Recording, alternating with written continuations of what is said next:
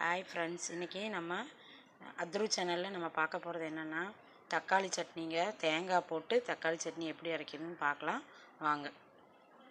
தக்காளி சட்னிக்கு தேவையானவை என்னென்னு பார்த்துருவோம். தேங்காய் எடுத்து வச்சுருக்கேன். அரை மூடி தேங்காயில் பாதி பெரிய மூடி தேங்காய், அதில் பாதி தேங்காய் கட் பண்ணி எடுத்து வச்சுருக்கேன்.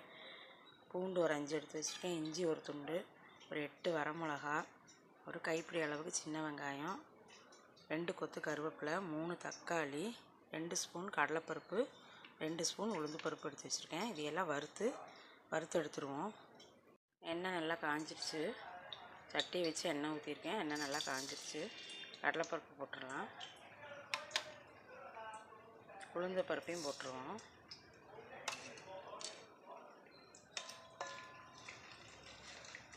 நல்லா சுவக்காக வறுக்கலாம். நல்லா வறுபட்டுருக்கு. அதிலே நம்ம வரமிளகாய் போட்டுடலாம்.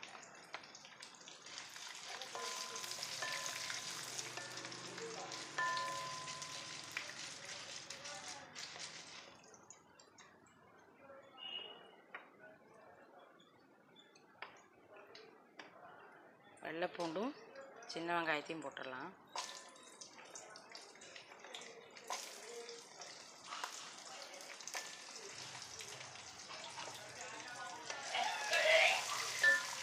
சின்ன வெங்காயம் நல்லா வறுபட்டுருச்சு.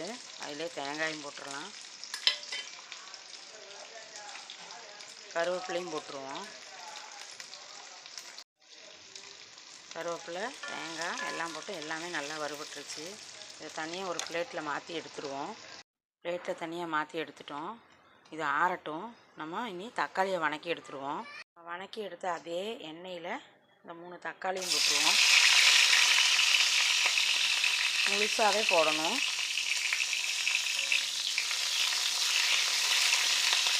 இது நல்லா வணங்கட்டுங்க. நல்லா வணங்கி எண்ணெயில் ஃப்ரை ஆகிட்டு அதுக்கப்புறம் எடுத்து ஆற வச்சு அரைச்சிடுவோம். தக்காளி நல்லா வணங்கிடுச்சு. அடுப்பை ஆஃப் பண்ணிடலாம். அந்த சூட்லேயே இன்னும் நல்லா வணங்கிடும். ஃபஸ்ட்டு நம்ம வணக்கி எடுத்ததெல்லாம் ஆறிடுச்சு. நம்ம மிக்ஸி ஜாரில் போட்டு 2 ஓட்டி எடுத்துடுவோம். அதுக்கு உப்பையும் போட்டுடலாம். தேவையான அளவுக்கு உப்பு போட்டுருவோம். இதை அரைச்சி எடுத்துகிட்டு வந்துடலாம். அதுக்கப்புறம் லாஸ்ட்டு தான் தக்காளி போடணும். மிக்ஸி ஜாரில் போட்டு அரைச்சி எடுத்துட்டோம். இனி அதிலேயே தக்காளி போட்டுருவோம். இதையும் அரைச்சி எடுத்துகிட்டு வந்துடலாம். தக்காளி சட்னி அரைச்சி எடுத்துட்டோங்க. இதுக்கு தாளிப்பு ரெடி பண்ணிடுவோம். தக்காளி சட்னி ரெடி ஆயிடுச்சுங்க. தாளித்து வச்சுருக்கேன். இது கொஞ்சம் கட்டியாக எடுத்து வச்சுருக்கேங்க. கேடு வராது, கெட்டு போகாது. அதனால் நைட்டுக்கு யூஸ் பண்ணிக்கலான்னு எடுத்து வச்சுருக்கேன். இது கொஞ்சம் தண்ணி மிக்ஸ் பண்ணி எடுத்து வச்சுருக்கேன். அது இப்போ யூஸுக்கு. சாப்பிட்டு பாருங்கள், சூப்பராக இருக்கும். தக்காளி சட்னி ரெடி ஆயிடுச்சுங்க. சூப்பராக இருக்கும். காரமாக நல்ல சொடுக்குன்னு இருக்கும். இது நம்ம இட்லி, தோசை, சப்பாத்தி எல்லாத்துக்கும் யூஸ் பண்ணிக்கலாங்க. ஒரு நாள் வச்சாலும் கெட்டு போகாது. நான் புளியெல்லாம் போடல. தேங்காய் போட்டு தான் நான் இந்த தக்காளி சட்னி அரைச்சிருக்கேங்க. சூப்பராக இருக்குங்க. பாருங்கள், செஞ்சு பாருங்கள், எப்படி இருக்குன்னு கமெண்ட் பண்ணுங்கள். இந்த வீடியோ உங்களுக்கு பிடிச்சிருந்ததுன்னா லைக் பண்ணுங்கள், ஷேர் பண்ணுங்கள், சப்ஸ்கிரைப் பண்ணுங்கள்.